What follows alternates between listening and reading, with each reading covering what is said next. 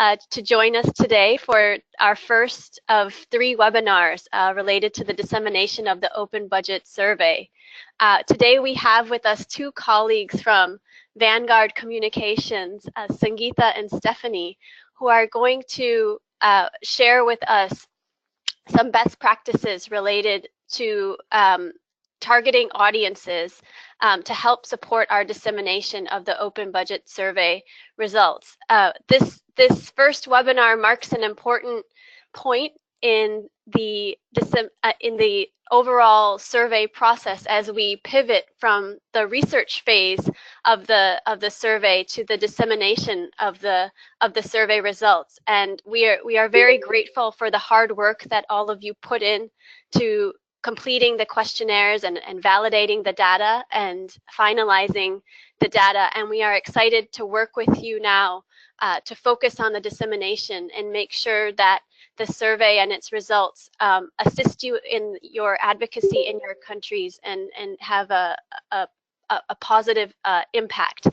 And so as we always say, the survey is more than a research project, it's an advocacy tool. And so this webinar and the trainings that follow are meant to support you and all of us in our joint advocacy.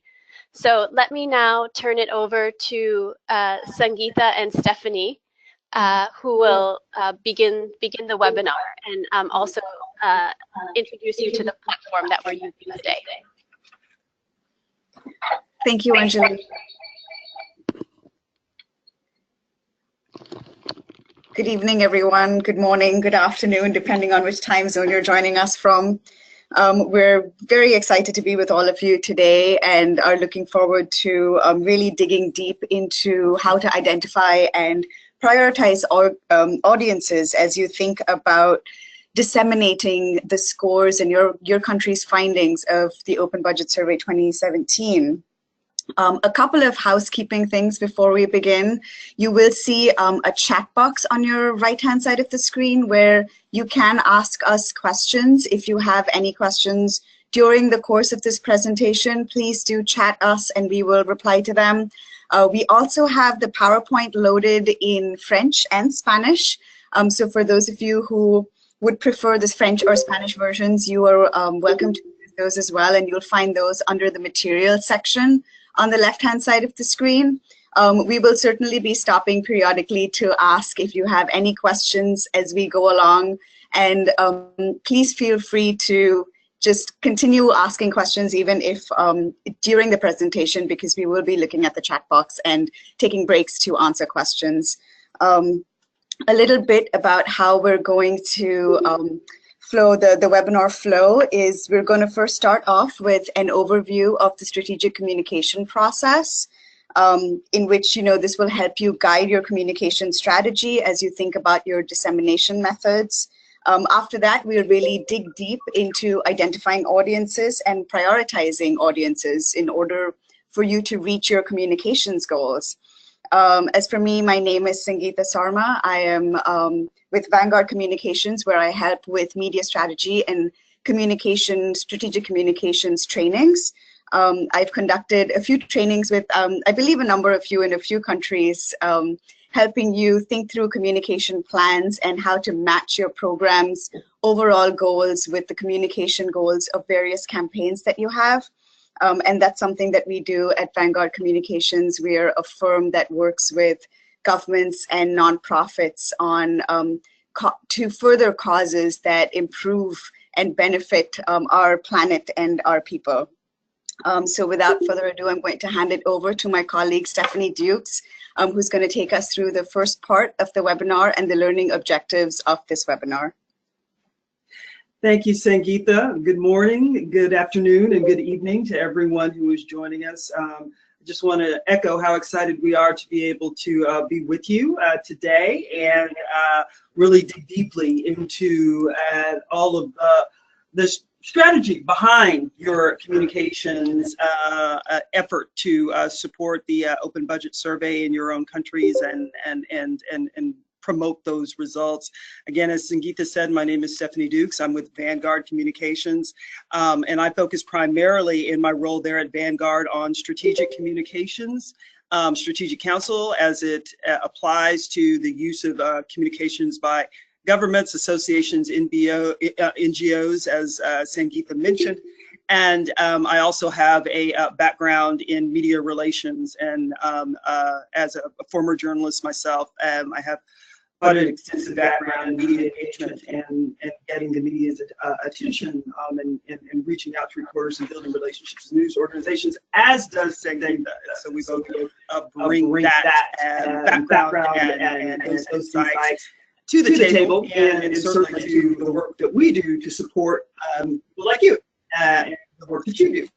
And so, as Sangeeta says, we want to begin by going over the learning objectives for this webinar. And we have designed these objectives to help you gain a thorough understanding of how important it is to think strategically about your audiences when developing your OBS communications plan. And so if we can take a look at that first learning objective, all of the learning objectives are as follows. First, it is to understand the basics of a strategic communications plan, understand the importance of identifying key audiences, and we're going to talk to you about what we mean by key audiences a little bit later on in the webinar. Learn how to identify and prioritize those key audiences. And finally, understand how audiences' attitudes, beliefs, motivations, and behaviors influence the way that they engage with messages. And so, again, really thinking strategically about how to develop your communications plan, how to develop your messaging eventually, and so forth. And so with that, I'm going to send it back to Sangeeta. Sangeeta? Thank you, Stephanie. So our next portion of the strategic communications plan, or this webinar, is really a brief overview on what this planning process is going to look like. What does this step-by-step planning process look like? What are some of the things you have to keep in mind as you're building out your communications plan? And one of the reasons we do this is because what it helps you do is really prioritize your communication resources. You can really decide how much time and resources you have to use and what you have at your disposal to disseminate the findings of the OBS 2017. And this will also help you more effectively reach your communications goals. So, that gives us the perfect segue into goal, which is the first step of this planning process. Is you want to start by identifying a communication goal. This is essentially something that will raise awareness or engagement among your key audiences with the OBS findings and recommendations.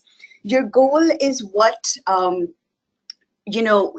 your communications goal should ideally link up to your organization's overall mission, your organization's overall strategic goal. So if the goal of your organization is to establish a transparent and more participatory budget planning process at the national level or the subnational level, then your communications goal needs to be designed to meet that. Do you either want to raise awareness about the OBS findings around transparency or accountability or participation? Do you want to increase engagement among key audiences among findings and recommendations? What is that communications goal that you would really like to focus on? What do you want your audience to do? What actions do you want them to take that will ultimately allow for you to reach that program goal of a more transparent, participatory budget process? So once you've identified your goal, and the reason we do this first is because that will take you to the next step of who are the audiences who can help you achieve this goal. The key thing to learn about audiences, and Stephanie will go into more detail about this in a little bit, is you have a lot of audiences. You've got government officials, you've got other CSOs, you've got donors, you've got international organizations, but you only have so much time and resources. So you can't reach every single audience. So you really want to think strategically about who is that primary audience that is going to actually take action on your behalf to help you reach that goal. So you really want to prioritize your audience. Once you've identified those key audiences, then you start thinking about messages that will resonate with them. What will actually make them engage with your organization? What will actually make them engage with the OBS findings? Or what will actually make them take some of the recommendations that are put forth? What is the most compelling message that you can give this audience that you've identified? What will motivate them to act on these findings? You know, what are some of the barriers that you might encounter with maybe a primary audience? Is there a technological barrier? Is there an infrastructure barrier? Are there certain political and cultural barriers that you have to think about as you're developing your messages? And how can you position these? How can you position your message so the benefits of acting outweigh the barriers of inactivity, outweigh any of the technological or environmental or political barriers that you know that your audience may experience?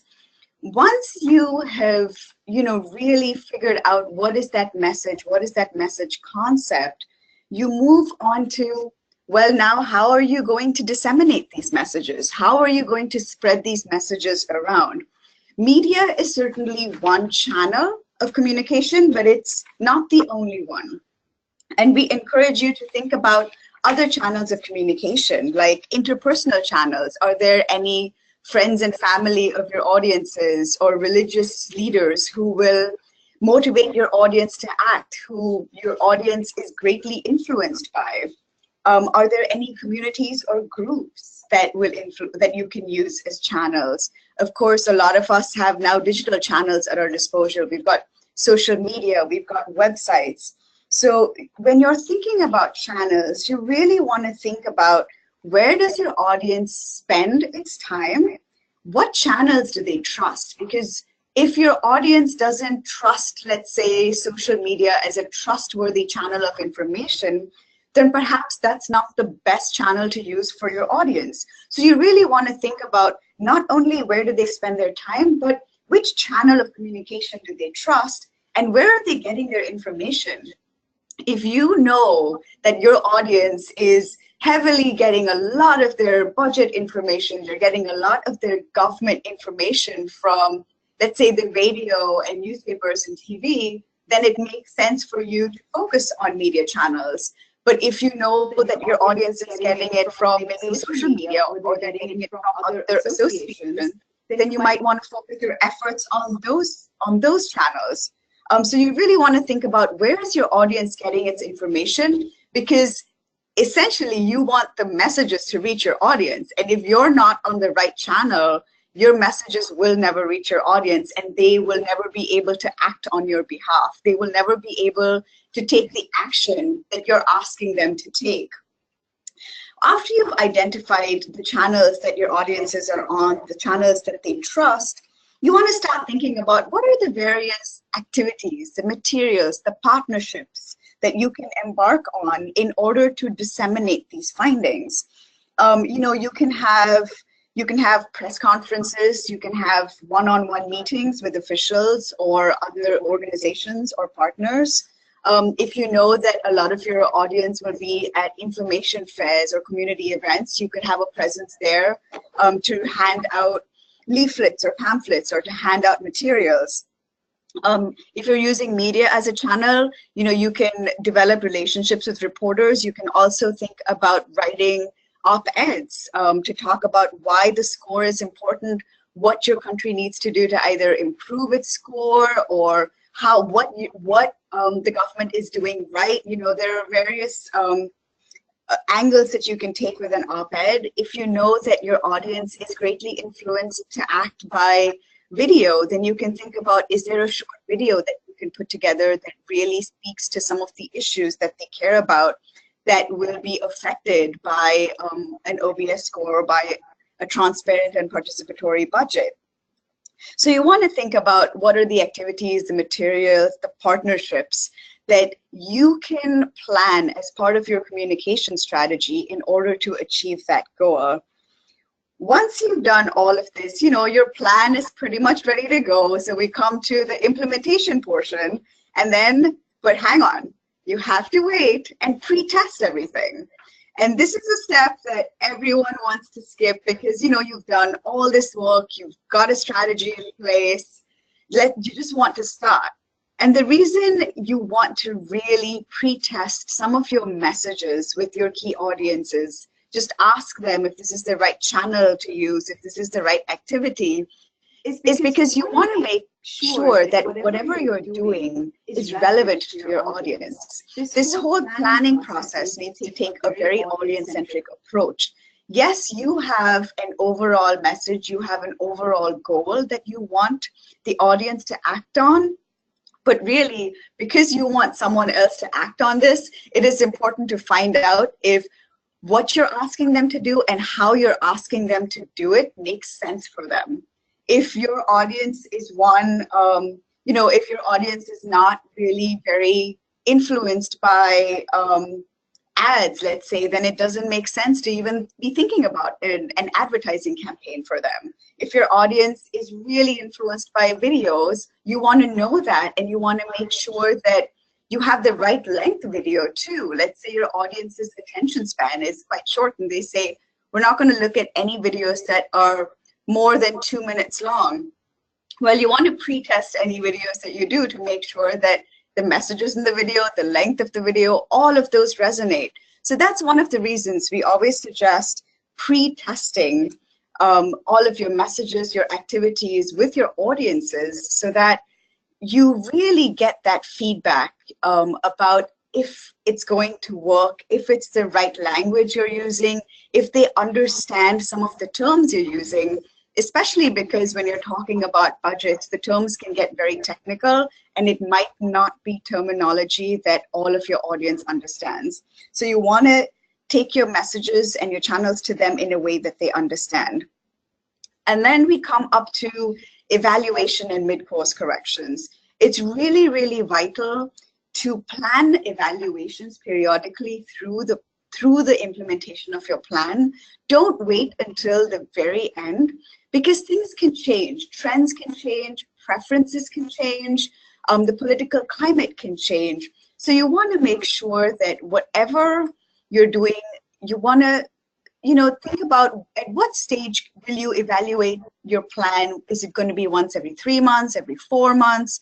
Just so you know that the messages are still resonating, the audience is still taking action on what you want them to do. And this will allow you to make any adjustments you want in your messages. If you find that one specific word or term or a channel is not working, you can devote your energies and your resources to something else. You can think and tweak a couple of things, and it allows you to reach your goal rather than at the end of a plan, if you evaluate and then you realize, oh, the audience never really visited the website that we asked them to do. They never signed the petition, and I wonder why. So this allows you, this mid-course evaluation, evaluating periodically through the planning process, allows you to really ensure that your messages are reaching your audience and that they are taking action that will bring you to achieve your communications goal.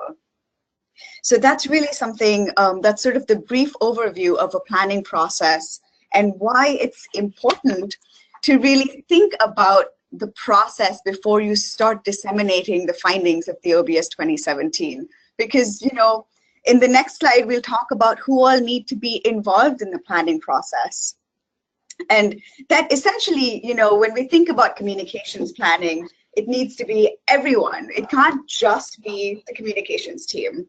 And the reason we do this is because every single one of you plays a role in the strategic communication planning process. Every single one of you plays a role in the success of reaching a communications goal. And the reason we do this is, we want management to be involved because they can give guidance on what is the strategic goal of the whole NGO, of the whole organization, and how can the survey's findings and recommendations help achieve and support that goal. The communication team certainly needs to be involved because they can talk about some of the successes that they've had before, they can talk about the challenges, they can talk about their resources and capacity. We always want researchers to be involved, and I think most of you on the call are researchers. We're very happy you're on the call because you help the communications team and really everyone on staff stay true to the findings. This way, you know, people are not over-promising, they're not assuming anything that's incorrect, and you really ensure the credibility of the survey. You know, you want your advocacy team to be involved because they can tell you what's coming up, what's going to take the attention of government officials, what sort of newsworthy items you can really think that are coming down in the future that you can use to promote the findings of the OBS 2017 as well as its recommendations. You know, you want your partners to be involved because they can share their experiences, they can tell you what resources they can give you straight off the bat, and they can really help you ensure the success of your plan and help aid you a little bit with your effort as well. And of course, as we mentioned again, you know, audiences are a key part of this planning process. The whole approach is very audience-centric. So as much as possible, you want to involve your audience because everyone likes to be heard. You know, everyone wants to feel like if you're sending someone a message, you want to make sure that that person feels like they were a valued participant in even just developing that message. So you want to make sure that your key audiences are involved for as much as possible. So how can strategic communications help you? You know, why do we do all this? Why do we go through this process? Why not just take the survey's findings, take the survey's recommendations, and just go and blast it out over press releases? The reason we go through a step-by-step planning process and we think strategically about our time and resources is to define our priorities and to define our goal. It helps everyone get on the same page, deliver a consistent message, because yes, there are various steps to the plan, but you really can do as much or as little as your communication capacity allows you to do.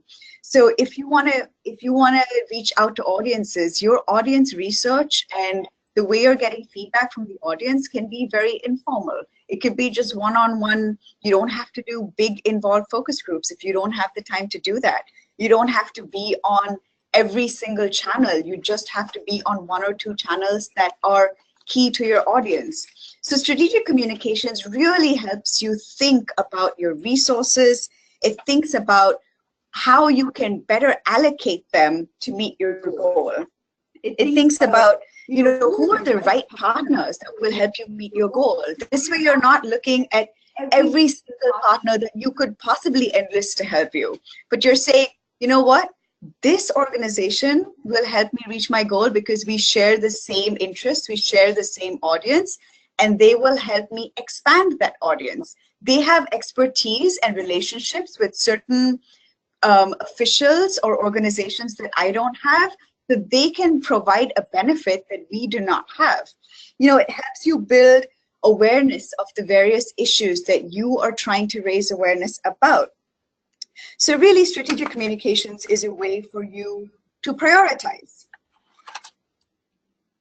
And before we move into audiences, as we said, that first step that is really, really important with strategic communications is determining your communications goal. And before we move to the next slide, I do see that Maria has a question. Yeah. Maria, go ahead with your question.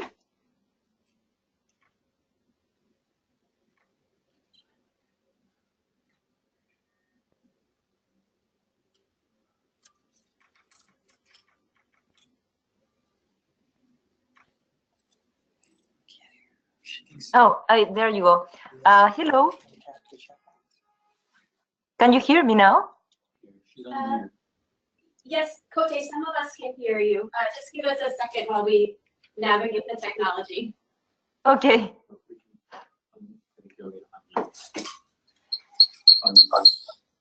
Muted.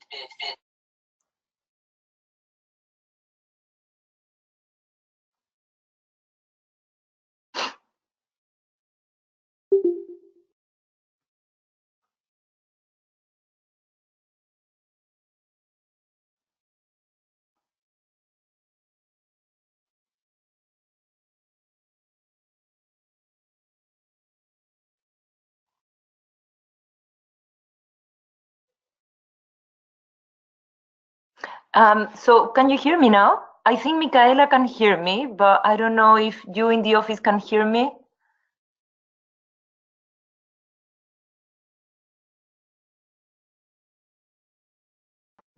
Yes, we can hear you. Okay, okay. I do think that colleagues online can hear me. So I'm going to go ahead with the question, and I'm going to write it in the chat in case some people cannot hear. Perfect, great. Thanks, Anjali. So it's a question about the previous slide, and it's about the step or part of the process that you were mentioning about testing the audience and testing the messages. And I was just wondering if you could provide an example or on how one could do that, because in the process of planning, exactly based on what you were saying very recently, there are limited resources, limited time. So I wonder in practice how that testing audiences and testing messages can happen, and the kind of the step of pre-testing and implementation that you were mentioning. So I wonder whether you could give some guidance on how that can happen in practice. Thank you. Absolutely. And one of the things that we've had success with as far as the pre-testing is, you know, as you're thinking through once you've identified your key audiences, if you know of one or two people in that audience who you already have relationships with, it's very easy to just reach out to them in the beginning and say, hey, I'm putting together this communication plan about this survey, about the findings, about recommendations on how we can improve our score, or what we can do to motivate people to engage with our score and our recommendations.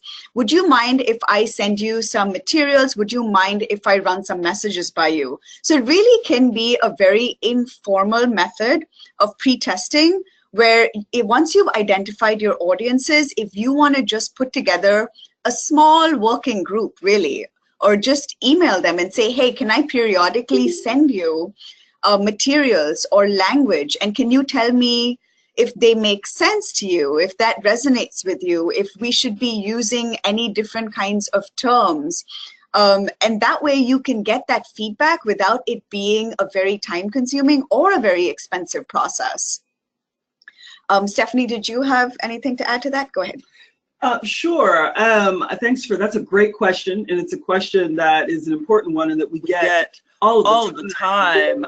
So thank you for asking that. I think that it would probably be most helpful to keep in mind that it does, as Sangeeta just mentioned, does not have to be this huge, expensive, long, time-consuming process. I mean, at Vanguard, we work primarily, again, with NGOs, associations, government organizations and agencies who don't have, who aren't overflowing with money or resources to do this type of work, even though it's incredibly important work and they recognize the importance of it. And so what I would say is just, realize that as Sangeeta says, it can be a very informal, very small group process, as long as you are going through the pre-testing process with members of the key audience. It could be just a couple of members.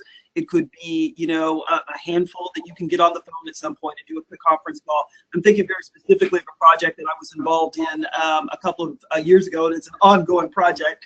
And we are building out a strategic communications toolkit for one of our clients, and one of our federal clients. And the specific population we were trying to reach in that toolkit, or one of the specific audiences, populations, was leaders in the Native American community here in the US, tribal communities, indigenous communities, and governmental leaders within those nations.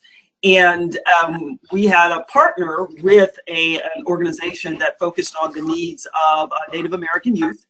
And we used them to pre-test a concept for the toolkit. Basically, we got a group of, it was fewer than 5 of them on the phone.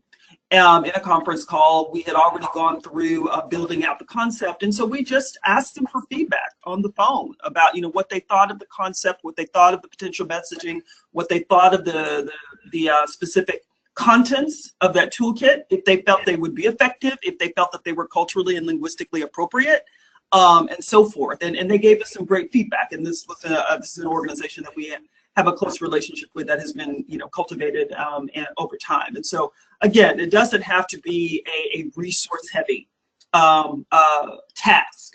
It's just, you know, kind of doing the best you can with the resources that you have.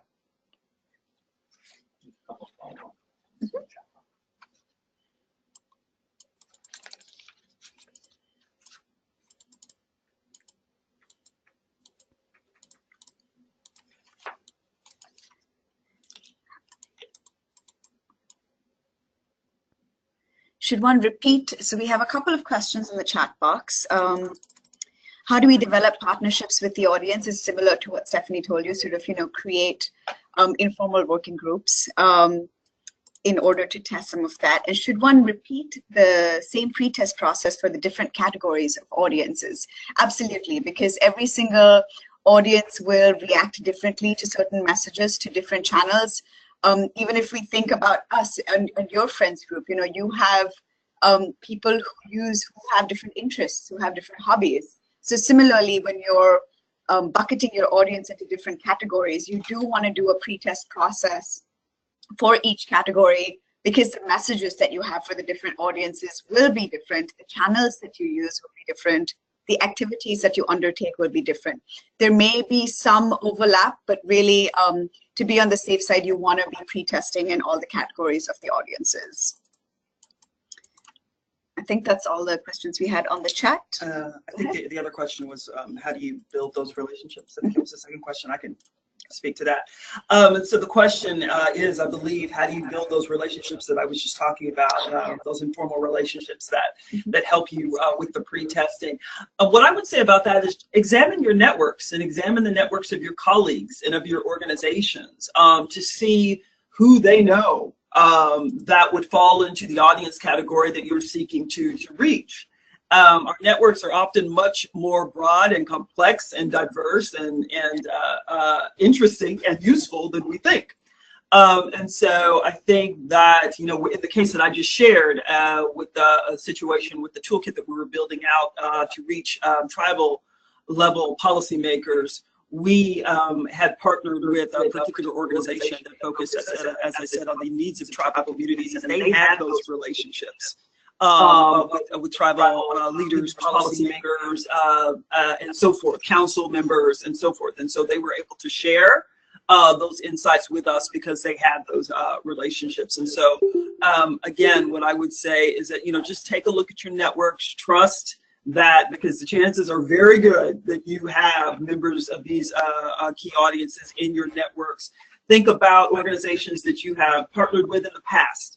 Think about individuals and groups that you have partnered with in the past for whatever reason, who fall into the category of the key audiences that you've identified, and contact them. And we have another question on how practical is the pre-testing with audiences like government officials and big donors who are quite busy? And that is an excellent question, because it can be very challenging, especially when you're dealing with larger organizations or government officials who don't have as much time. One of the things you want to use is, who are those people who know them the best? Are there any aides? So you're not reaching, you know, a minister, but is there someone in their office that you can reach, that you can speak with to pre-test your messages, that will have a little bit more time and are a little bit more engaged and ready to support you? Are there any associations that you know of that are already so familiar with their likes and dislikes because of their work with these big donors or government officials that you can then tap into to sort of be that secondary pre-test audience and say, what do you think about this? So you can think about, you know, what are some creative ways that you can use to pre-test it, and who within those offices can you pre-test it with? If you're trying to reach a finance minister, it's not going to be really feasible for you to pre-test your messages with a finance minister. But are there, you know, certain people in the office, or are there certain influencers or organizations that you can use to run or really bounce your ideas off of? Stephanie, did you have anything to add to that? Not at all, other than just to say that, you know, we have plenty of experience doing that, being based in our nation's capital. We can't just, you know, pre-test with members of Congress. Or, you know, department heads, but we do build relationships with their aides, and we do build relationships with people that they listen to. So to Sangeeta's point, and your point, that's my question. It's not realistic to expect that you're going to be a roundtable of finance ministers. However, you may be able to get, you know, a small roundtable of people who know them really well. Yeah. And we have another question. Any specific time frame for the whole communications planning and implementation process? I think in this case, I mean, your time frame is pretty set, given that the OBS survey is going to be released in January. I mean, ideally, 3 to 6 months is not an unreasonable time frame. Yeah. You know, to start to finish. Yeah. You know, identifying the goal and then moving through all of the steps of the process that Sangeeta is describing. So, you know, it can be as big, or, you know, it can be as long or not, depending on what's practical, and depending on the timetable that you're trying to hit. I think something like this, with this survey in particular, and the scores associated with the survey in particular, it only comes out every other year. And so, you know, you have a long time to, you know, you want to be able to time your launch, if you will, in a timely fashion when the survey itself has been released. But also keep in mind that that doesn't have to end within 3 months of the release. Your outreach as associated with the release of the survey doesn't have to end in 3 months. This is a conversation that you can continue to have, as communications outreach efforts and strategic communications planning that can continue to go on. You know, for another 3 months, another 6 months, another year, as long as your messaging remains relevant and interesting to your audiences. Excellent. All right, so now we're going to move on to how do you determine that communications goal, because that's what's going to set you up for this entire planning process. That's going to help you identify your audiences. It's going to help you think through your messages.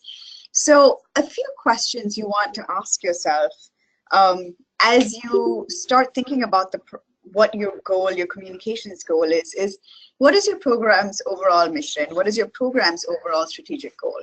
Is it to establish a participatory budget planning process? Is it to you know, establish a very transparent budget system? What is that one thing that your program really, really wants to achieve? What is the one issue that is really very important to that program? And that should give you an idea that your communications goal should then essentially aid your program's overall strategic goal. It doesn't mean that it has to be completely linked together, but whatever communications goal that you have, let's say your communications goal is to increase the engagement of government officials around the findings of the OBS 2017. Well, if your program's mission is to establish budget transparency, then by increasing their engagement, you are going to create a situation where you have more open budgets. So in that way, the communications goal is feeding into your program's overall mission. So think about, what is that mission of your program, and how can an OBS communications goal really help your program achieve the strategic mission? What is the most important issue to you? There are a lot of pillars. There's accountability, there's transparency, there's participation. What are some of the issues that are really very, very important? Because you want to then focus a little bit more and narrow down the focus of your goal a little bit more on what is most important to you. Who is the most affected by this issue? Now, the easy answer is everybody. And you're allowed to think it, but you're not allowed to act on it because you don't have the time and the resources really to reach everybody. So what really the next question is, what is the realistic change that you would like to see? you know, who is affected by this issue and who is most likely to engage with this issue? And what is that realistic change that you would like to see? Is it realistic that in the next 2 years, once you are implementing your communications plan, that you can raise your country's points by maybe 5 points on the OBS score? Can you increase certain, can you influence your government? Can you motivate your government officials to release certain budgets on time? Can you increase the engagement of people in the planning process, in certain elements of the planning process? What do you think is that realistic change that you would like to see? You really think about what you can achieve within a time-bound period. You don't want to say, well, within, you know, I would like to see the change that our entire country has a very open budget, all the citizens participate in a budget planning process, and we have independent oversight commissions, you know, so we know that everything is transparent. You know, are you really going, is that going to happen in 2 years? You know, countries have been dealing with this issue for many decades now. So what really is realistic that will help you get to that ultimate end goal? And what can you accomplish through communications and outreach? You know, communications can do a lot. It's about sharing information that will lead people to take desired action.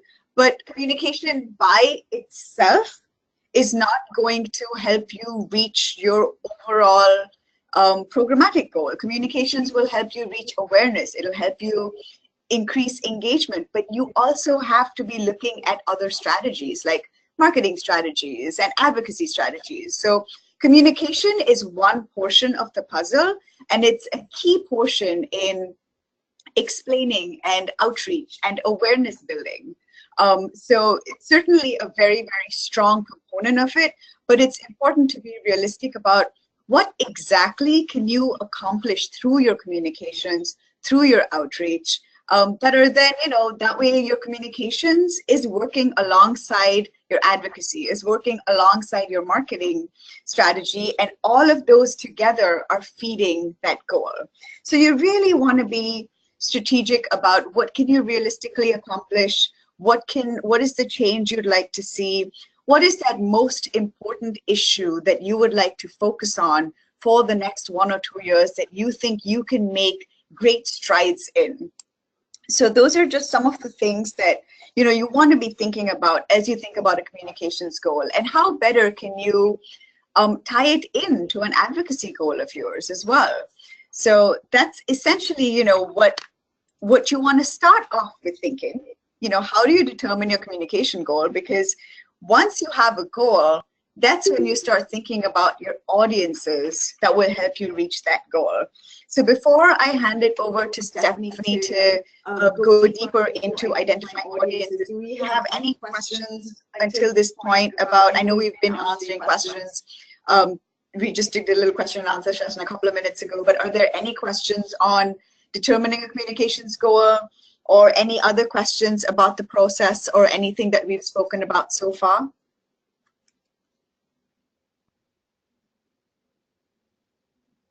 No, I think. Okay. And also, please, everyone, keep in mind that the chat box is available to you. And so if you have questions throughout the process, if you want to just go ahead and put them in the chat box, we are monitoring it.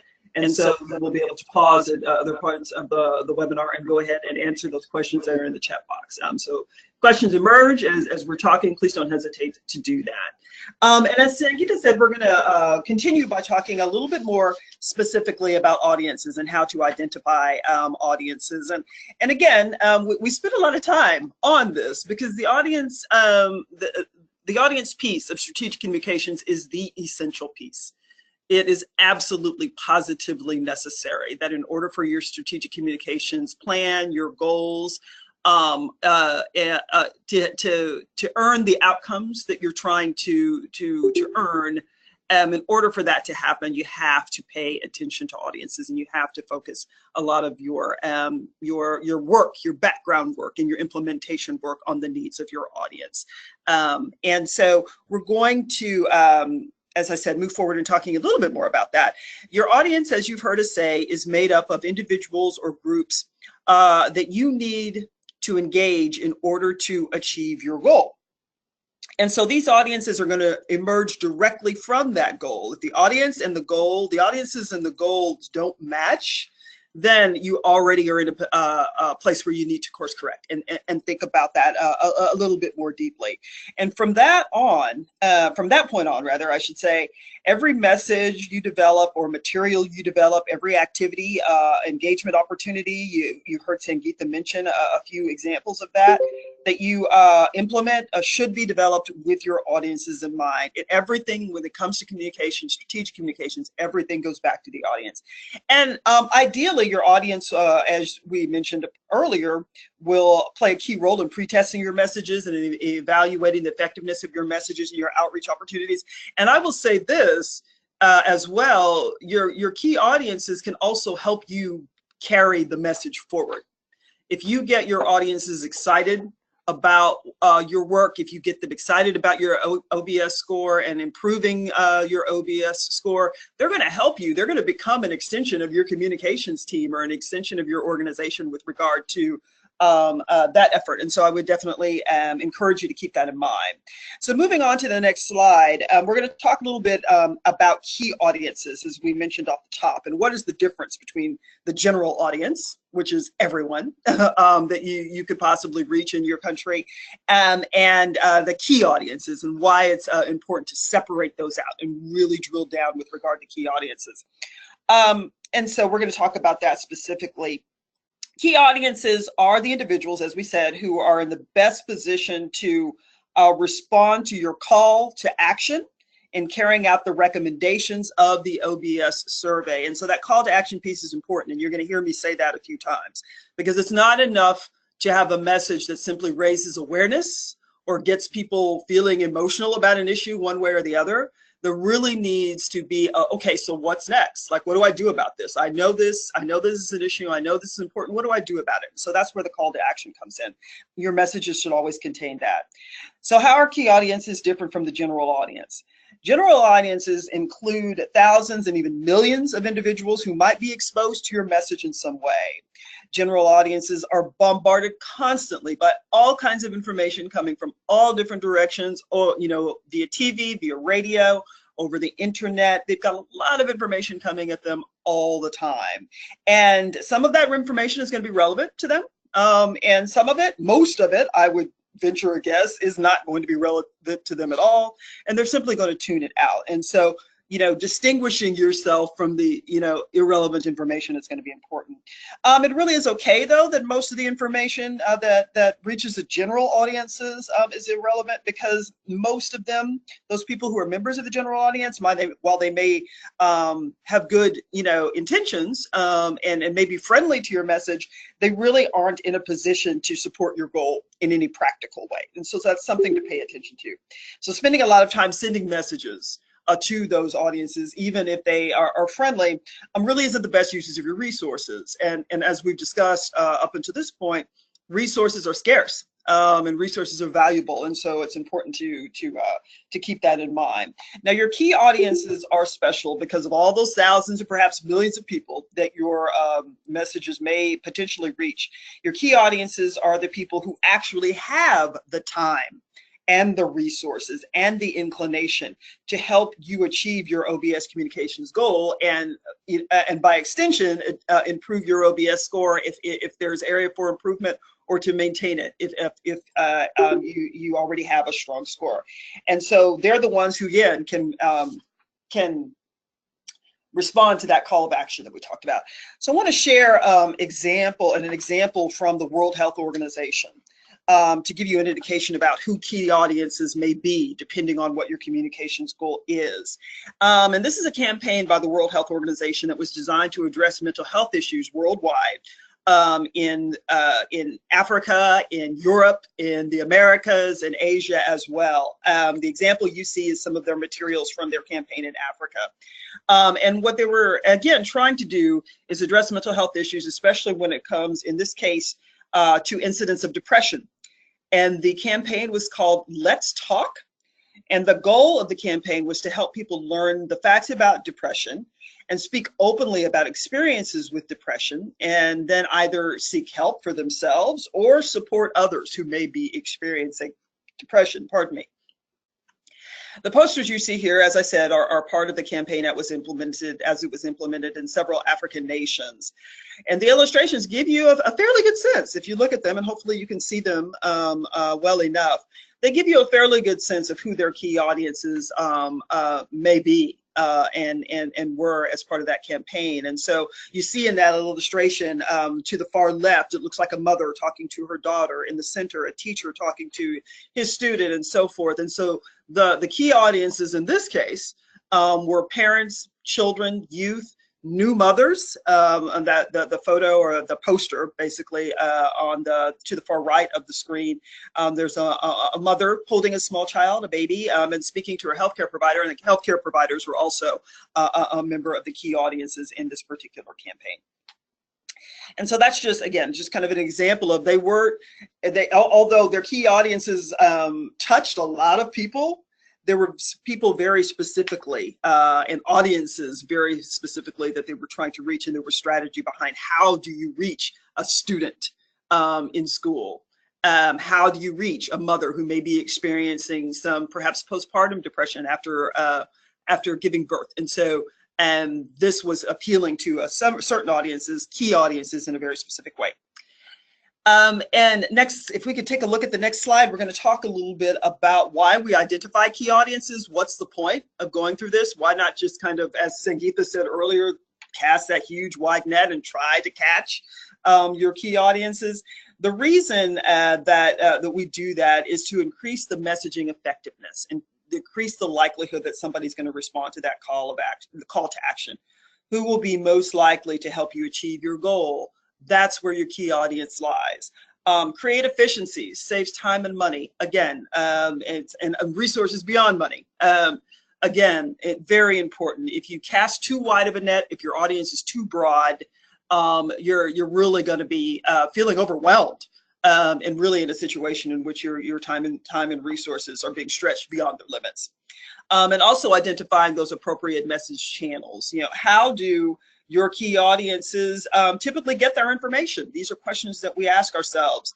How do they get information that's important to them? They get information from everywhere, but how do they get information that's important and relevant to them? Which information channels do they consider trustworthy? You heard Sangeeta talk about that a little bit earlier.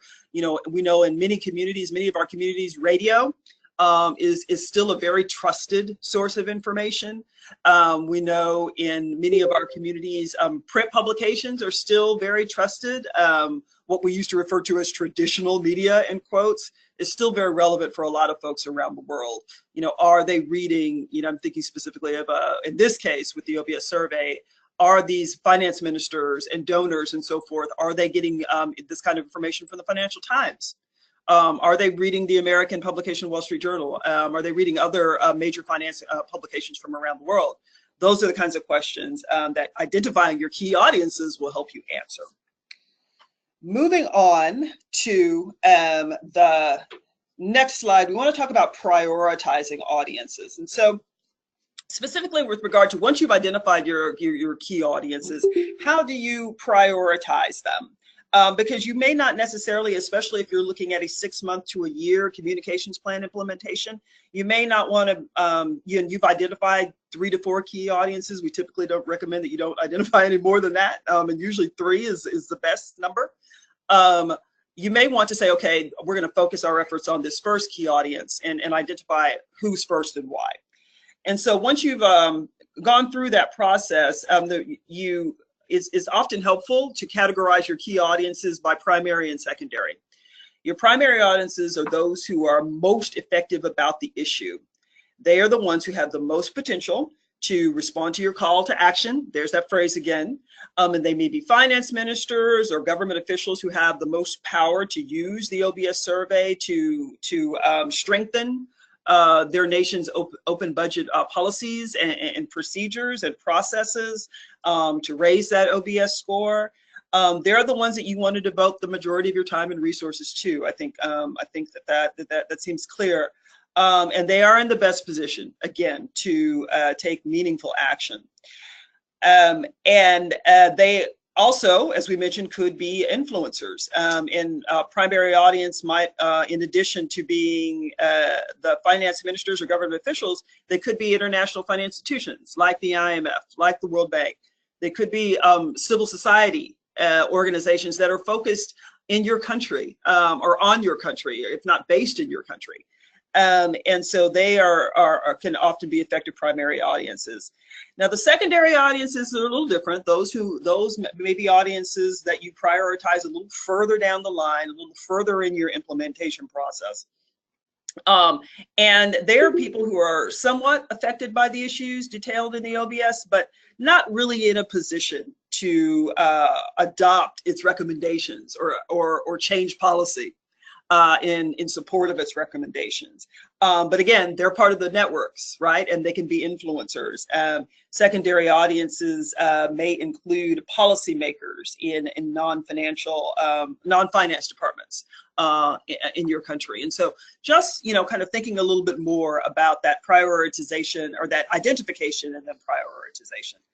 So we want to share a video that has the example of what we're talking about. But before we do, I just want to pause to see if any folks have any questions.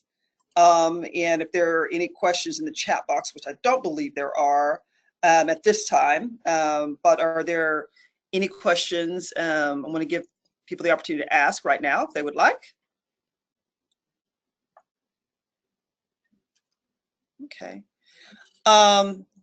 And all right, again, we invite you to put your questions in the chat box as they emerge, if you would prefer to do that, or if you would like to take advantage of that opportunity. We definitely want to make sure we've got some more examples specifically from your colleagues and country partners that we definitely want to get to. And so we're going to keep moving from this point. So again, we want to take a look at how one internationally focused NGO approached its audiences. Oxfam International implemented what it called its Behind the Brands campaign. It started almost 4 years ago in 2013. And their goal was to convince food and beverage companies to focus on the social and agricultural impact of their business practices. And so how did they treat people? How did they treat the planet? That's what the Behind the Brands campaign sought to focus on. And they wanted these companies to adopt practices, business practices, again, that were socially and agriculturally sustainable. And Oxfam knew that in order for their campaign to have the biggest impact, their audiences need to obviously include big names in the food and beverage industry, but it also had to include another key group. And so let's take a look at that video now, and it illustrates those key audiences as well as outcomes that Oxfam achieved by identifying and prioritizing them.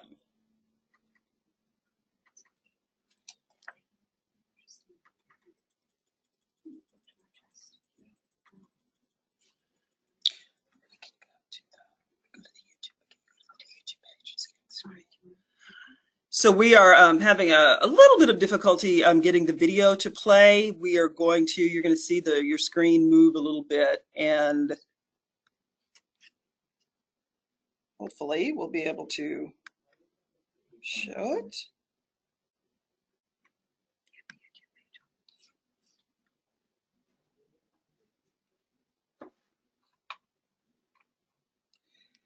So if you go to YouTube, Oxfam, Behind the Brands.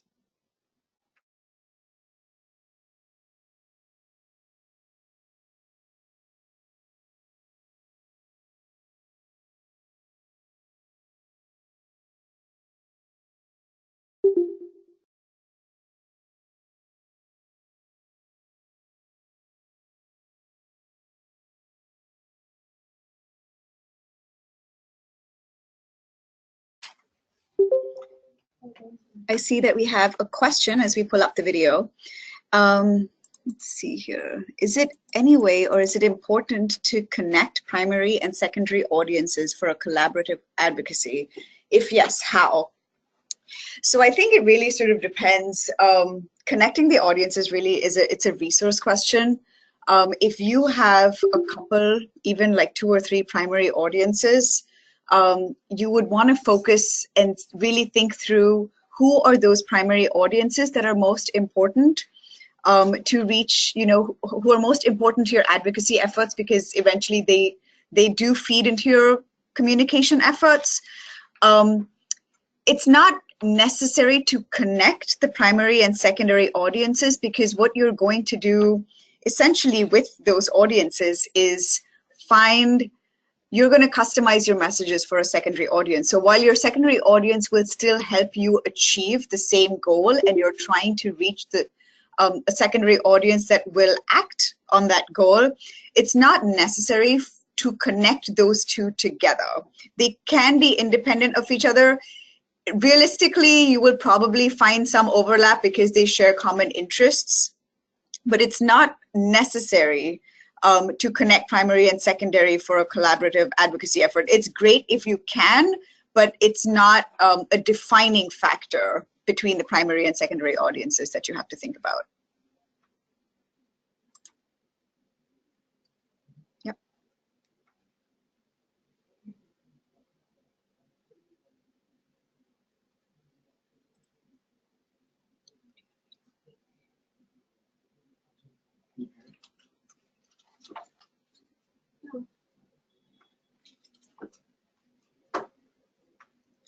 It's just text anyway.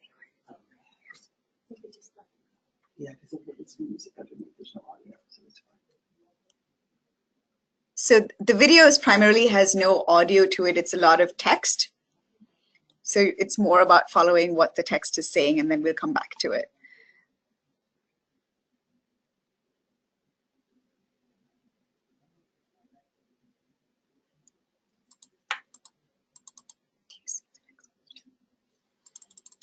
So what you're seeing, again, the Behind the Brands campaign started in 2013. And what you're seeing is examples of those audiences that Oxfam reached out to in order to implement this campaign. And you'll notice that not only did they reach out to those big food and beverage organizations, the leaders in the food industry like Pepsi and Kellogg and a few others, they also reached out to people who those audiences feel accountable to, and they made them the primary audience, part of their cadre of primary audiences. So in addition,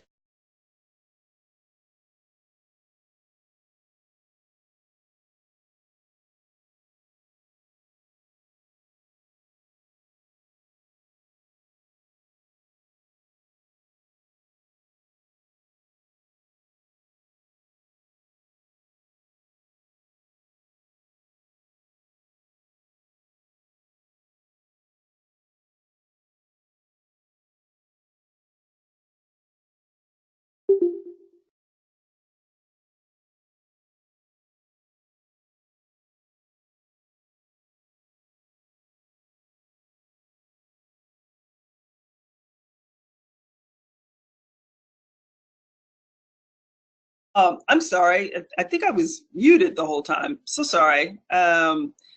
Let me just backtrack and let you know that, again, with those videos, and if we could play it again, that would be great, so you can see exactly, again, what I'm talking about. The Oxfam, as part of their Behind the Brains campaign, reached out to the consumers and customers of major food and beverage organizations and raised awareness among those consumers and customers about issues related to the agricultural and social responsibility of these organizations, or these companies, including Kellogg, including Pepsi, major food and beverage organizations. And then those supporters, if you will, those consumers, those customers, made their voices heard and contacted the companies and said, look, you know, Oxfam has these recommendations around socially responsible business practices. We want you to pay attention to these recommendations. You see those numbers from 2013 at 300,000 consumers and customers reached out to organizations like Coke and Pepsi and General Mills I'm using lots of creative ways, often through social media, but other means as well, to get the attention of these food and beverage organizations and convince them to pay more attention to socially and agriculturally responsible business practices and to change their business practices based on their recommendations of Oxfam. In response to that, we know that these two audiences that we're talking about have a very close relationship. These companies want to keep their business. They feel accountable to their customers. And so, Oxfam very, very strategically use their customers to reach them, to motivate them, and to respond to the call to action. And that was, again, developing or really changing their own business practices and policies, which with regard to social and agricultural responsibility in communities really around the world. All right. So one of the things we'd like to do, I know there are a couple of questions in the chat box, which what I'd like to do next is to have you hear from some of your country partners, some of the participants on this webinar, about what's worked for them, how they've identified and prioritized audiences, before we move on to some of the questions that we have in the chat box. And we do see them and we will answer them. But first, I'd like to call on Renzo Levin from Argentina, who'd like to share, who has a little presentation prepared on how their organization identified and prioritized their audiences and the successes and the lessons they learned from that prioritization. So Renzo, if we're going to unmute you so you can chat and you can present to the group.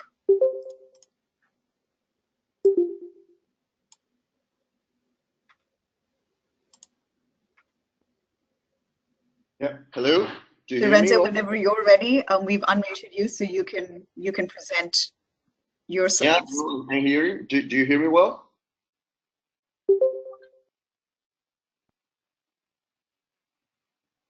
Good. Thank you.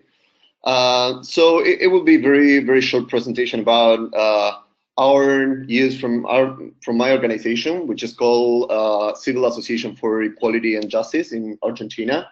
And we've been working on budget for a couple of years. This will be the first time we are implementing the OBS in Argentina. Previously, it was another organization who did it.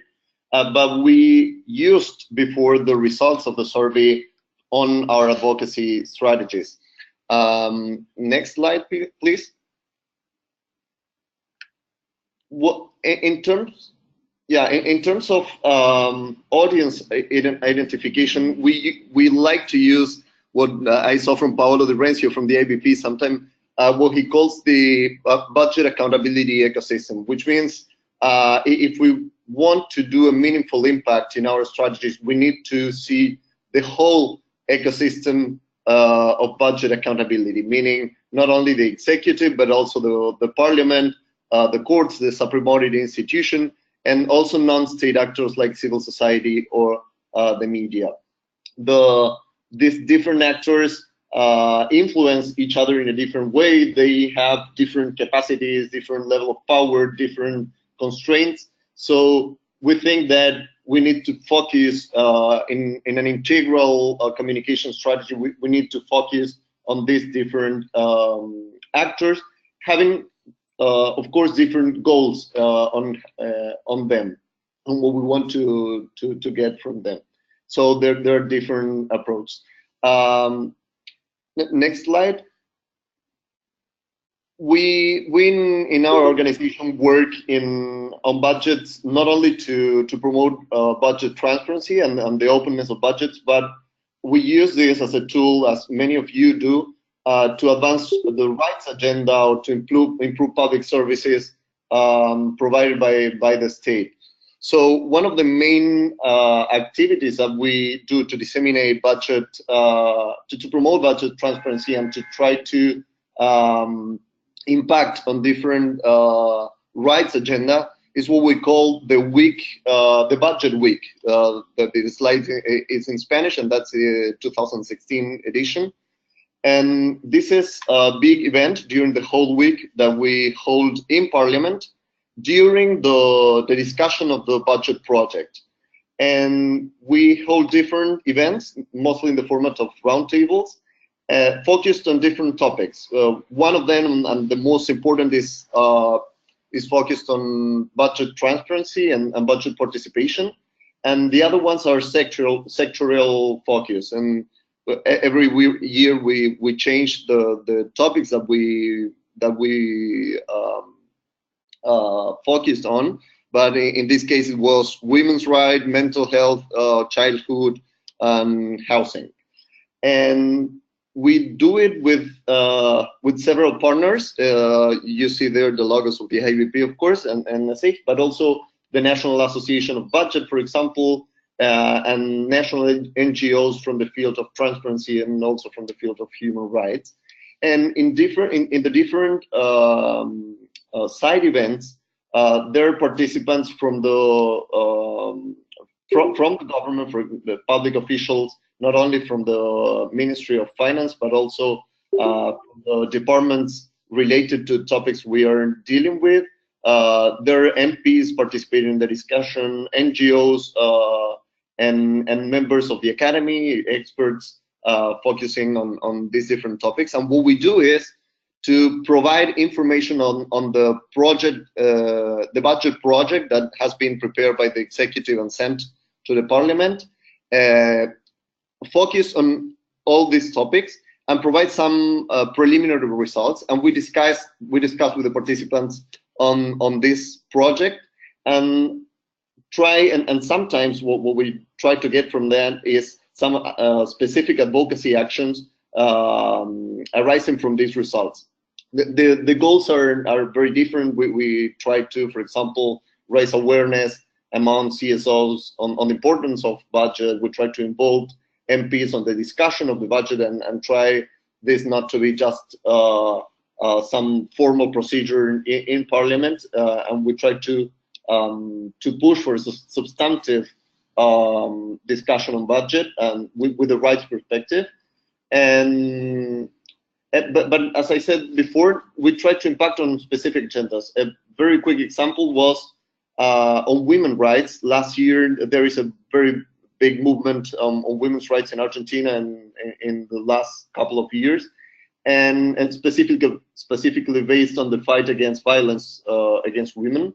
And in the last edition of the Budget Week, we discovered with the women organizations in one of these roundtables that the budget project didn't provide any budget line for the National Action Plan against violence against women, which was a big plan announced by the government before, but there was no money for that. So we developed an advocacy plan there, including press releases, presentations before the MPs, and also strategic litigation. And the case had a very big impact on the media and the public debate. And we finally got that the Parliament include a budget line on the project that was being discussed. So this is just one example that was useful for us to cross the agenda, the rights agenda, and to focus on specific topics and involve all the stakeholders related to that, for them to demand for openness on the budget allocated for those agendas, and for them to involve on the demand on, for example, more budget for their for fulfilling those rights. Just to finish the last slide, this is I'm not going to go on all of this, but a very quick table on how the type of actions we do and the goals we pursue relating to each of these actors: the executive, the legislature, the sub-promoted institutions, CSOs, media, and courts. I've already talked about the CSOs and how we did. There are more examples there, not only with women's rights, but also housing, education, and so on. I will just mention one example that we used this year with the executive. we saw the opportunity of the Open Government Partnership, the OGP, which I know many of you are involved in.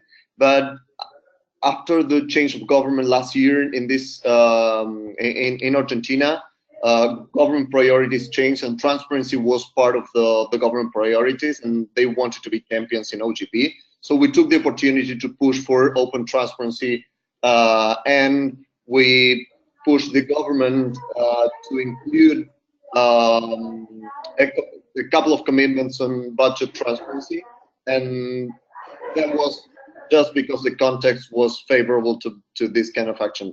Otherwise, it would be very difficult to impact directly on the executive, apart from the regular advocacy actions like one-on-one meetings. So I will stop there, and I will be happy to share more examples or to go deeply on any of these points if you have any questions. Thank you. Thank you so much, Renzo. And I think it was very, very telling from your presentation and even the slide that we have up there that it's so important to really think through what are those issues that are most important to that key audience that you want to really hook them with so that they're engaging with you. For example, with the violence against women, you reached out to those women associations so that you could have them advocate to include the budget line. You know, with media, you're looking at political polarization. With CSOs, you're looking at some of the social issues like women, disabilities, housing, education. So I think you bring up, you know, again, when we're coming back to this is the importance of identifying an audience, because each audience is going to care about certain issues and they will engage with different messages and they will act on different messages in order to help you achieve that overall communications goal. So thank you so much for sharing that. The other person that we have to present is, we also have Imelda Nagama from Uganda, who's going to share the experiences on identifying and prioritizing audiences. So we're gonna unmute you and have you take the floor, Imelda.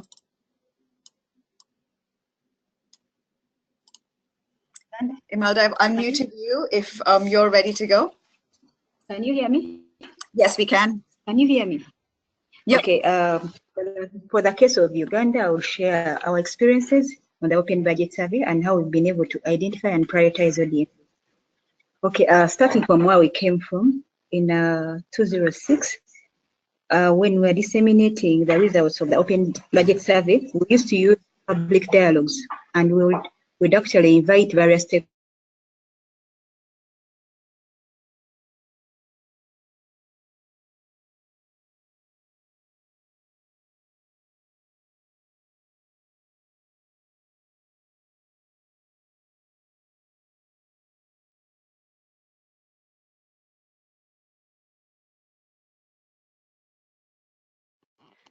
Imelda, this is Anjali. We can't hear you. Are you still there?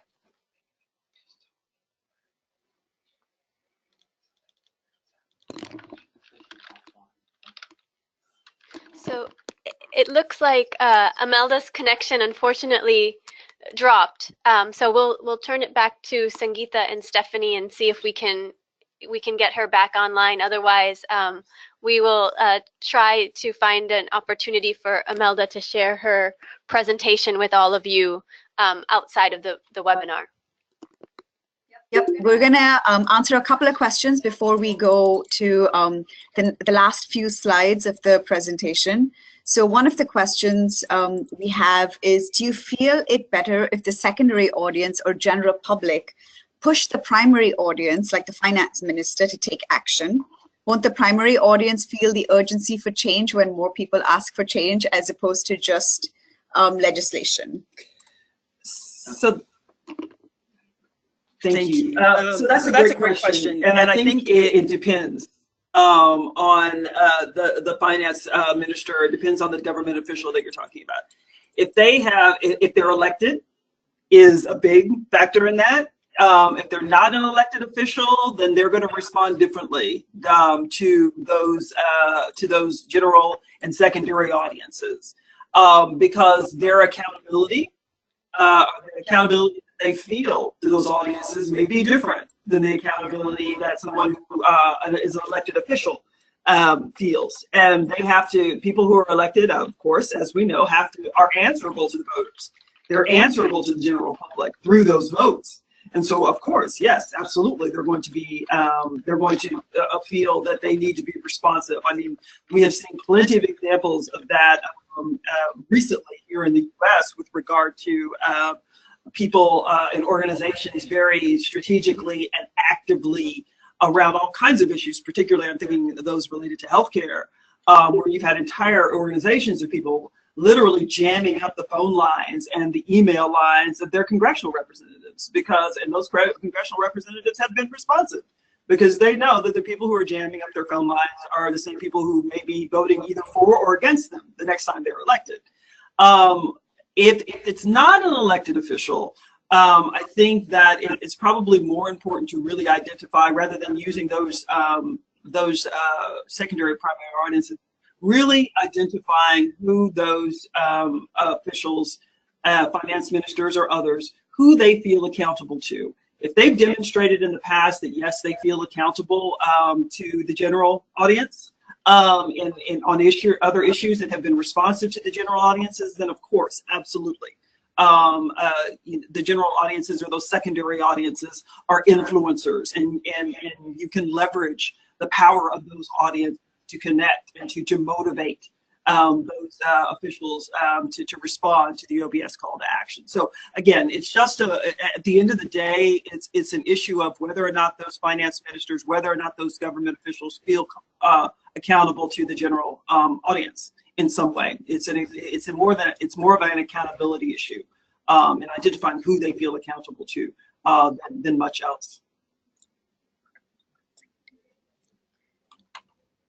All right, and so I don't see any other questions in the chat boxes. So what we're going to do is have Stephanie take us through a little bit about audience segmentation and some questions to consider before we open up the floor once again for questions at the very end of the session.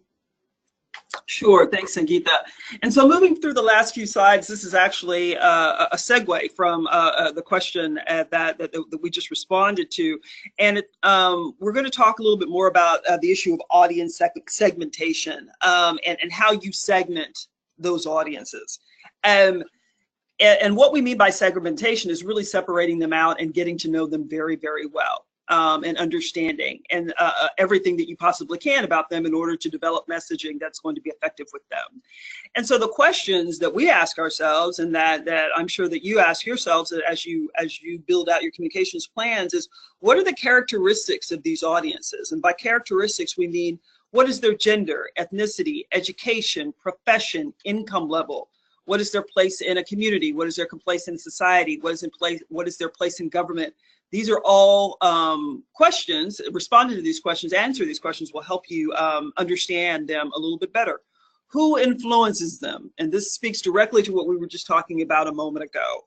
Do they feel influenced by certain audiences? What we saw in that behind the brands example is that those food and beverage giants felt accountable and were influenced by the people who buy their products. And so those two bullets, who influences them and to whom do they feel accountable, those are part and parcel of the same principle, essentially. Who do they feel like they have to respond to in order for them to do the work that they need to do in order for them to succeed? What's in it for them is what you're trying to understand about a particular audience. Moving on to the next slide. Next, we have what will motivate them to act or become more engaged or respond to their call to action. Does a certain amount of pressure from their voters, is that going to motivate them? Does the more positive influences, or not that voting is a positive influence, it certainly is, but are there positive influences that will, additional influences that will motivate them to act? Is it going to benefit them in some way, from the standpoint of their career, from the standpoint of their own influence, for the standpoint of the work that they're trying to do? If you can make a connection between your message and your goal and the work that they're trying to do in the same space, and it's clear to them that by supporting you, they support themselves and support their own work, then that's important to be aware of. What information, beliefs do these audiences already possess? How are they influenced by those beliefs? I mean, do they hold information, beliefs that are based on culture, based on politics, based on world understanding? Understanding those characteristics is very important, because that gets to what motivates them, where are they coming from, and what will inspire them to change or be open to change. And what information does the audience need? Again, what are the facts that they need? What are the examples that they need? And what information do they want? And again, this gets back to how does this information, how does responding to your call of action, how does your message and responding positively to that message, how will that benefit them? How will it benefit the work that they do on behalf of their nation and on behalf of their communities? And so those are the things that are worth digging deeply into and exploring and making sure that you have an understanding of when you start to develop messages, organize activities, and so on. I think we have a couple of more questions in the chat box. All right, so we have another question in the chat box. Talking in strategic communications, do you think meeting each and every key audience separately is the best way to go? Can they not be a better opportunity bringing the key audiences together to dialogue? Yep. So absolutely, whenever possible, you want to see if there are opportunities to bring your key audiences together. Are there events? Are there forums? Are there meetings that you can arrange so that you can have them in the same place? Sometimes that's possible, and sometimes that's not always the case. It depends on where your key audiences are located. It depends on people's schedules. It depends on really, do those key audiences get along with each other too? Like, would they want to be in the same room with each other? But yes, for absolutely, whenever possible, you want to see if there is an opportunity to bring them together to dialogue. That could be either existing events that are already scheduled to take place that you know that one audience is attending, that you could invite the other audience to attend so that all of you can then maybe have some time to chat afterwards, or you're getting the same message. Or you can convene forums, or you can host your own event if you have the resources and invite one or more key audiences so that you are bringing everyone together in the same space to dialogue, and so that you're also sharing your messages with them in a way that's resonating with them. This is Stephanie. The only other thing I would add to that is that when those opportunities emerge, just make sure that you're thinking through what those overlapping messages are to those audiences that you're bringing together. Well, they may be, say you're bringing 2 or perhaps 3 key audiences together in one space, or for one activity or something like that. I think it's helpful in those when you're taking advantage of those opportunities to really make sure that you are focusing on overlapping messages, messages that are going to resonate and inspire a response to a call of action for all of those audiences. Because if you focus too much, even though you have them physically together in the same place, or you're leveraging the same opportunity to reach them, if you have a message or messages that lean too heavily toward one audience or the other and are not necessarily relevant to the 2 other audiences that are in the room, if you will, your effort may be less effective. Were there any other questions? Perhaps should we just unmute? Yeah.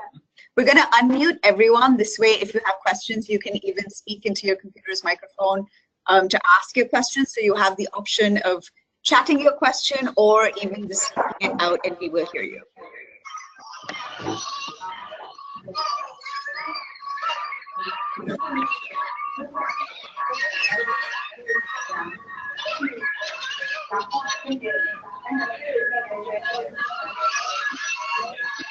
Option to mute themselves. There's a in the Citrix screen. There's a small microphone symbol. So if you're not raising a question, it would be great if you could mute yourself just to cut the background noise a bit. Many thanks.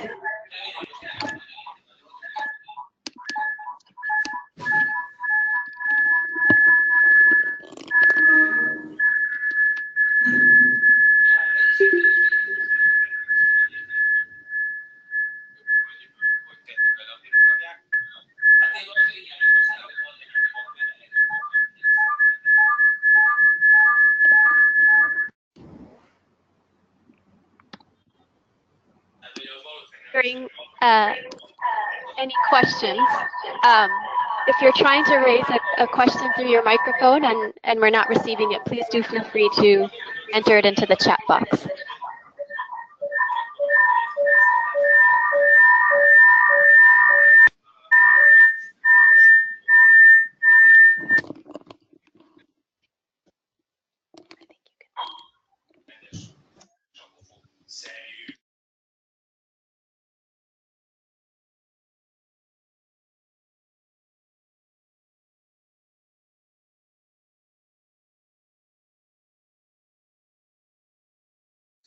Yeah. Hold on, I lost the question. So we see a question here. How do you manage a situation of a country heading for general elections when the OBS report is launched with challenging information that might be seen by the ruling government as negative and not in their interest? And that is something that, you know, messaging and how you're framing a message is very important. You know, one of the things that you always want to start off, they always say you can attract, is it more flies with honey than vinegar? So you always want to start with a positive message of, you know, surely there's something that the government is doing correct that the OBS has called out. What is that positive message that you can start with, that strength-based message that you can start with before saying, and then there are opportunities to improve. What you don't want to say is really be sort of having a scolding sort of message saying, this is really bad, you're doing an awful job, you're not doing what you're supposed to do. What you want to do is really couch it in a very positive, in a very strength-based, collaborative way, saying, these are some of the ways that there are opportunities for improvement, and here's what you can do, here are some recommendations, and these are some of the positive impacts that will arise if we take these steps. But start off with the positive message. Start off with, we've made strides in perhaps one issue or another. If it's not directly linked to the OBS, then start off with some other issue that you know your government has made strides on, and then delve into the OBS survey scores and the survey recommendations. But what you always want to do is start with a positive message. You want to start by making people feel good instead of putting people on the defensive. And that's what the Behind the Brands did, a campaign did as well. It really started with those positive messages that said, here are the opportunities for growth. Here's the opportunity that we can use to support you. And by you, I mean those food and beverage giants. Here's what we can do to support you. Because we assume that good intent, we assume goodwill. We assume that you want to run your business in a way that is socially and agriculturally responsive. And so here are some of the things that we think and that we're ready to support you in, to use as opportunities and tools for improvement. You've done some great things already. Here's how we want to help you do more great things. And we see that Imelda is back online. Imelda, we're going to unmute you so that we can continue to hear your presentation. Go ahead, Imelda.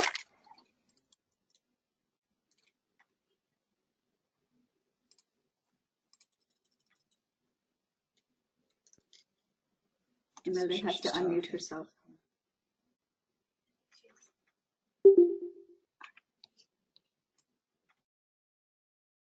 Hello.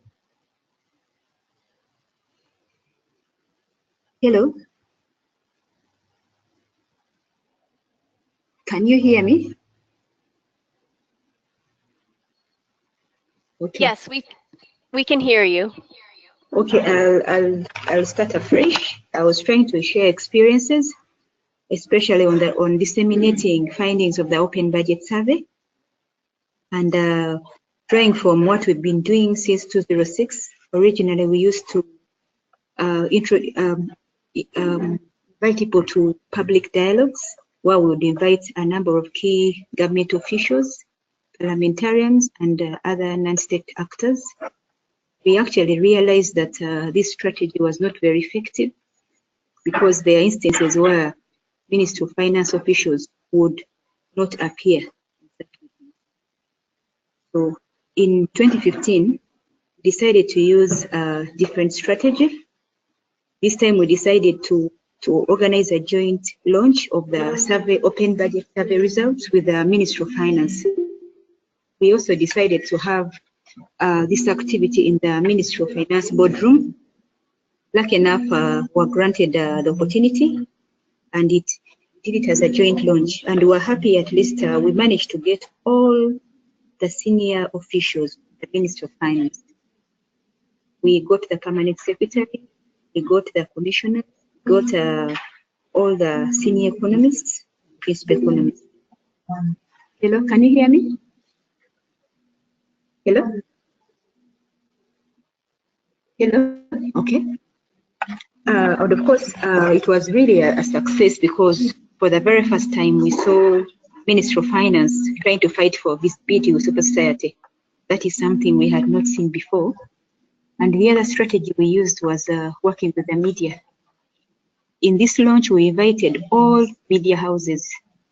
There were around 20 media houses, and we made sure that it was a live coverage on all television stations. And the media strategy worked for us because the following day, it was all media houses were reporting on the same thing, budget transparency. And we're happy at least that since Uganda had scored very highly, the results were positive. So at least the discussion was not biased, unlike before. Can you hear me? Then the other strategy would be. Imelda, we can hear you. This is Stephanie, and I actually have a question for you. It sounds it's very, very impressive results, especially with regard to bringing the finance ministers together for that joint launch, and the high-level finance ministers. And I'm just curious as to how you managed to bring very high-level, very busy people who have lots of conflicting agendas and schedules and so forth. How you were able to really bring them to the table and to get them to participate in the joint launch? Okay, what happened, of course, we had been working with the Ministry of Finance for some time, and for long they had disputed the results of the Open Budget Survey, because in 2006 the score was very low. And of course, when we were inviting them, we made it clear that there was an improvement in performance. And of course, they knew that it was an opportunity for them to showcase some of their successes. And of course, we also, apart from sending the invitation, we had to make sure that we actually went and talked to the permanent secretary. We had a one-on-one to make sure that everyone participates in the launch. Because just sending a letter is not enough. We made several follow-ups. Then the other strategy has been working with the members of parliament on the various committees. That is the budget committee, public accounts committee, the finance committee, education and health. Because we realized that members of parliament have to approve the national budget, and some of them are not even aware of the contents of the budget. So we decided to work with them to have pre and post budget dialogues. And one of the strategies was to produce policy briefs that were really simplified, and we would make sure that we secured invitations prior to their discussions. And we're happy to note that most of our submissions informed their discussions in their various committee meetings, and this actually worked for us. To date, we are always invited, at least to make a comment, the different committees in parliament. Hello? The area where we still have a problem is the citizens' budget. I know that Uganda for the past 3 years has been producing a citizens' budget, but however they have mastered the game that the Open Budget Survey is actually done after 2 years. Taking an example of this financial year, the citizens' budget was produced, but was only made publicly available just last month, meaning that its importance actually is not, it would have been much more relevant if it was produced immediately after the budget reading. Because right now, and secondly, access to this document is actually not, it's actually not disseminated widely. different people. So this is an area where we're still fighting with the Minister of Finance to make sure that at least we have a document that is understandable by all citizens of the country. Absolutely. Absolutely. Thank you so much, Imelda. We really appreciate you sharing your example and your successes in this space. And as ever, it's always good for all of us to hear the different creative approaches and ideas for engaging those partners and engaging those audiences. So thank you again. Welcome.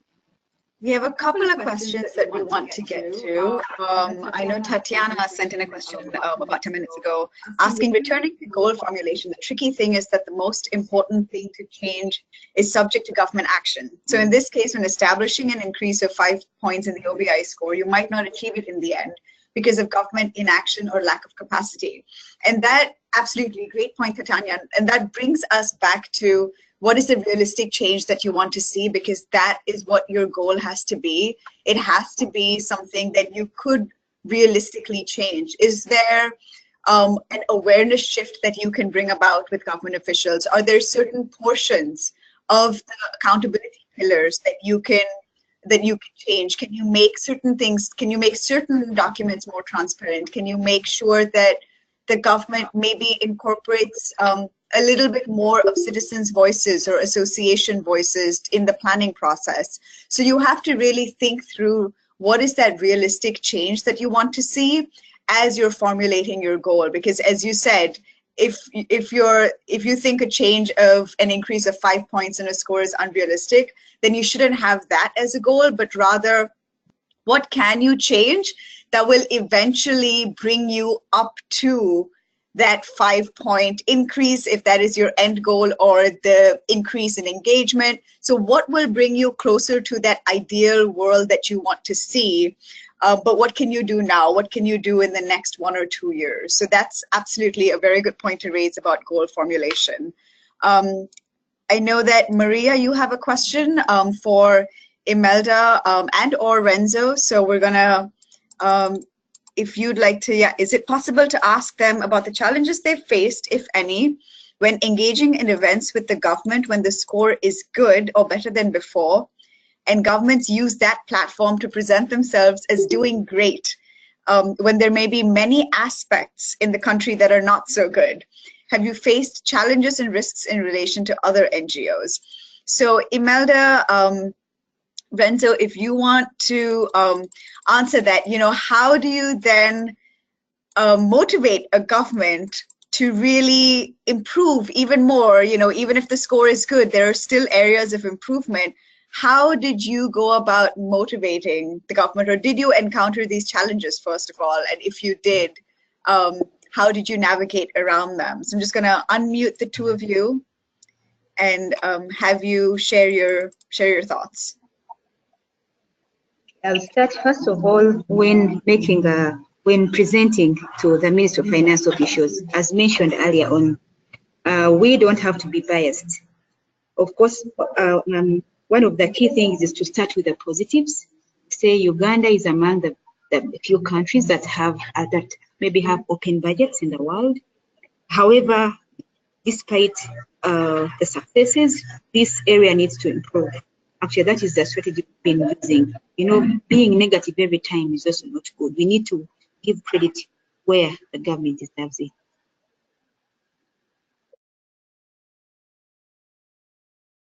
Renzo, did you have anything to add to that? Yeah, in our case, we face those situations all the time, Kote.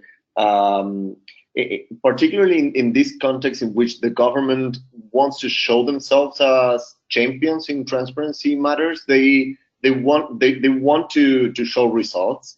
So they do some things good, but at the same time there are big gaps on transparency matters. So we face this challenge of should we congratulate them when they do things well, even if there is a risk to be seen as backing a government when there are many gaps in other aspects. And we manage that situation every time and try to play with the stick and carrot tool. So we decide that we will back the government when they have something good to share, and they actually had many things to share.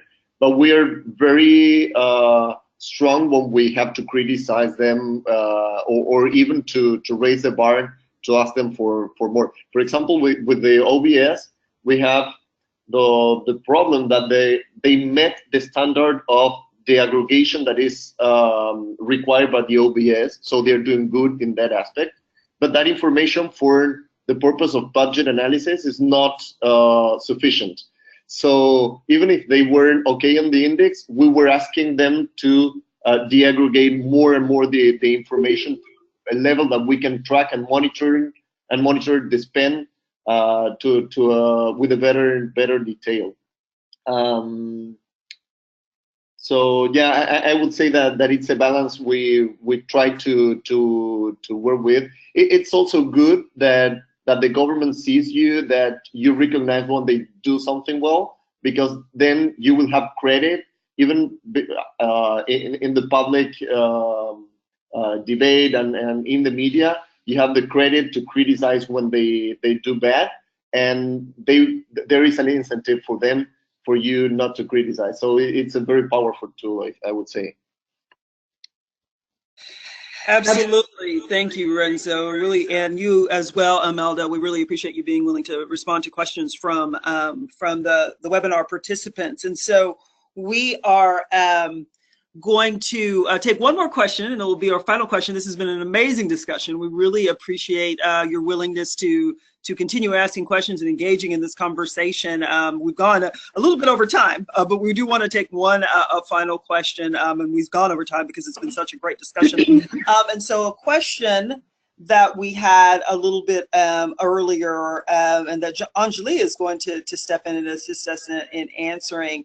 One of our participants expressed that it is they're still having some challenges associated with meaningful change with regard to open budget practices in their country, primarily because the practices as they stand right now are codified, they're legally binded, and we're all well aware of how long it can take to change laws. And so the question is, how do you approach this effort from a programmatic and/or communications level when you're faced with legislation that's entrenched and that's not favorable to open budget practices? And so Anjali is going to help us answer that.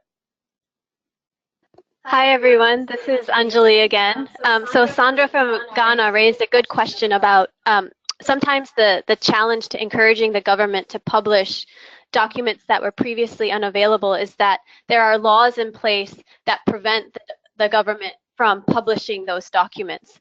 And there's no easy answer at how to overcome some of those legal constraints and achieve the goal of making that not public information available in the public domain. But we do have some lessons from some of our experiences in other countries and work with other partners.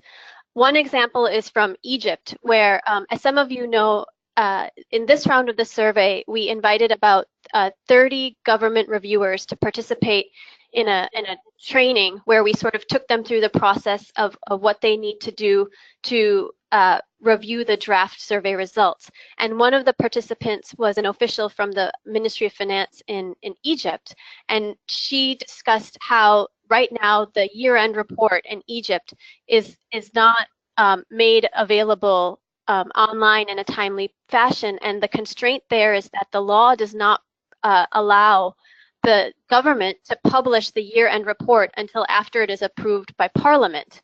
And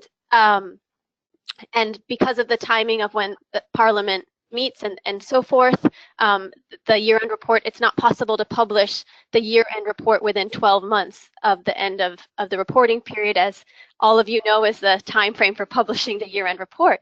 But we continue to talk about the constraints and what the goal was, and we realized, and she actually came up with this solution herself, is that by putting the word draft on the year-end report before she could publish what is essentially the final year-end report before it was sent to Parliament, and therefore put that information into the public domain in a timely fashion and still work within the legal constraints of her country.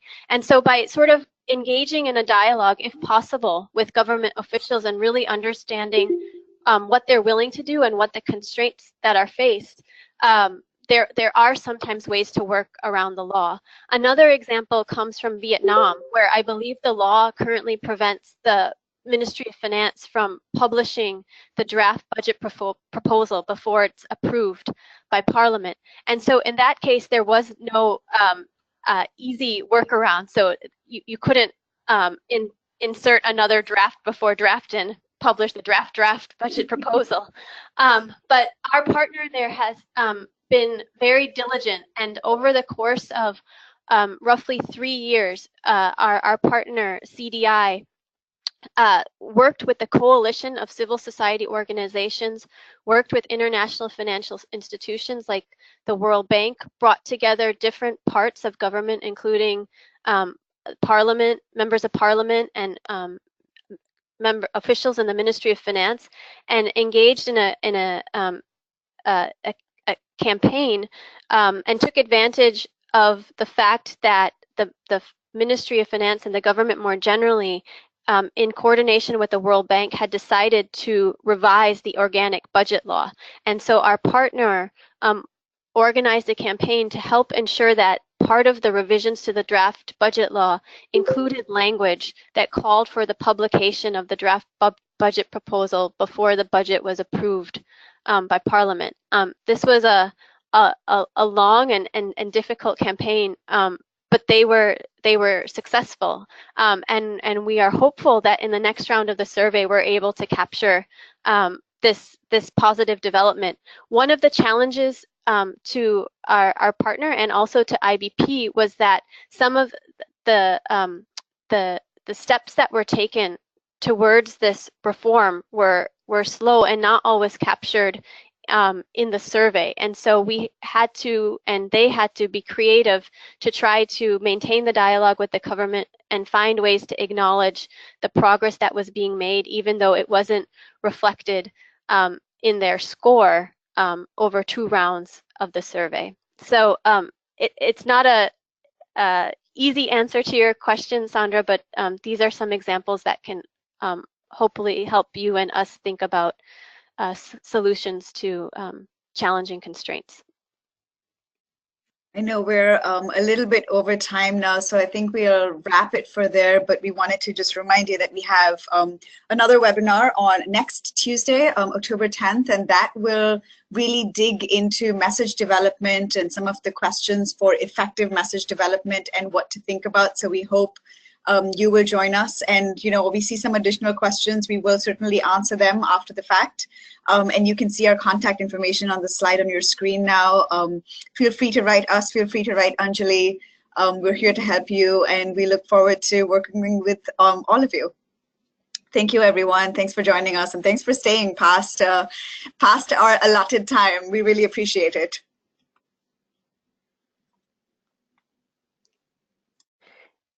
Thank you, everyone. And this is Anjali again. Just a final note, we hope you'll be able to join our next webinar on October 10th. And if you haven't already, please do register. Bye-bye.